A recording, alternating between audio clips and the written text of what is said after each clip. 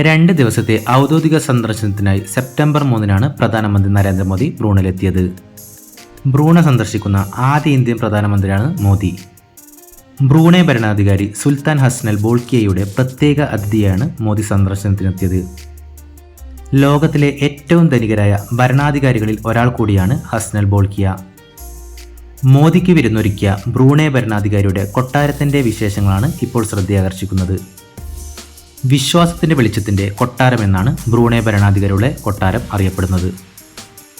Istana Noorul ഈമാൻ കൊട്ടാരം ലോകത്തിലെ ഏറ്റവും വലിയ ആൾപ്പാർപ്പുള്ള ഔദ്യോഗിക വസതിയായി ഗിന്നസ് വേൾഡ് റെക്കോർഡ് രേഖപ്പെടുത്തിയിട്ടുണ്ട്. 2 ലക്ഷം ചതുരശ്ര മീറ്ററാണ് കൊട്ടാരത്തിൻ്റെ വലിപ്പം. 1788 മുറികളും 257 കുളിമുറികളും 5000 അതിഥികളെ ഉൾക്കൊള്ളാനാവുന്ന സ്വീകരണ ഹാളും കൊട്ടാരത്തിലുണ്ട്. 1500 വിശ്വാസികൾക്ക് ഒരേ സമയം ആരാധന നടത്താനാവുന്ന പള്ളിയാണ് കൊട്ടാരത്തിലെ മറ്റൊരു പ്രത്യേകത.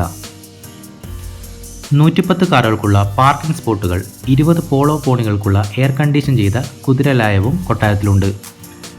കൂടാതെ 5 സ്വിമ്മിംഗ് പൂളുകൾ, 44 സ്റ്റെയർ കേസുകൾ തുടങ്ങിയവയാണ് കൊട്ടാരത്തെക്കുറിച്ച് ലഭ്യമായ മറ്റു വിവരങ്ങൾ. 38 ഇനത്തിലുള്ള മാർബിൾ കൊട്ടാരത്തിന് കൂടുതൽ മാറ്റേകുന്നു. ഈ കൊട്ടാരത്തിൻ്റെ നിർമ്മാണത്തിന് $1.4 ബില്യൺ, ഏകദേശം 12,000 കോടി രൂപ ചെലവായതെന്നാണ് റിപ്പോർട്ടുകൾ. കൊട്ടാരത്തിൻ്റെ വാസ്തുവിദ്യയും ഏറെ പ്രത്യേകതയുള്ളതാണ്. വെള്ള, സ്വർണ്ണ പൂശിയ കൊട്ടാരത്തിന് സുവർണ്ണ താഴികക്കുടങ്ങൾ കൂടുതൽ ചാരുത പകരുന്നു. 22 കാരറ്റ് സ്വർണം പൂശിയതാണ് പ്രധാന താഴികക്കുടം. ബ്രൂണയുടെ ഇസ്ലാമിക സംസ്കാരത്തിൻ്റെയും മാലായ് പാരമ്പര്യത്തിൻ്റെ സംയോഗമാണ് കൊട്ടാരത്തിൻ്റെ ദൃശ്യഭംഗിയിൽ നിഴലിക്കുന്നത്.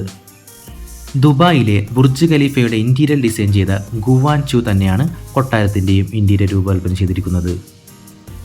1981 സുൽത്താൻ ഹസ്നൽ ബോൾക്കിയ തന്നെയാണ് കൊട്ടാരത്തിൻ്റെ നിർമ്മാണം ആരംഭിച്ചത്. 1984 നിർമ്മാണം പൂർത്തിയായി.